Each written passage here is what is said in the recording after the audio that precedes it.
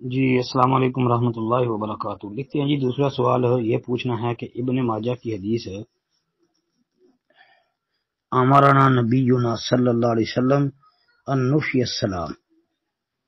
اچھا جی 3693 سند میں اسماعیل بن عیاش ضعیف ہے، پھر بھی شیخ الاسلام البانی نے صحیح کہا ہے، کہتے ہیں وضاحت بتائیں۔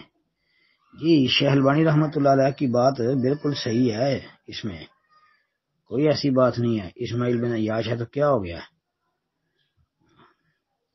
ایک تو بھائی یاد رکھیں کہ اسماعیل بن عیاش اس کی اہل حجاز سے روایت جو ہے وہ منکر ہوتی ہے، لیکن شامیوں سے روایت اس کی صحیح ہوتی ہے۔ ایک تو یہ روایت شامی راوی سے ہے۔ دوسری بات یہ کہ اس کی مطابت موجود ہے، بقیہ بن ولید جو ہے اس نے اس کی مطابت کی ہے، اور پھر بقیہ بن ولید نے سماع کی صراحت بھی کی ہے، اگرچہ وہ مدلس راوی ہے لیکن سماع کی صراحت موجود ہے۔ جی السلام علیکم ورحمۃ اللہ وبرکاتہ۔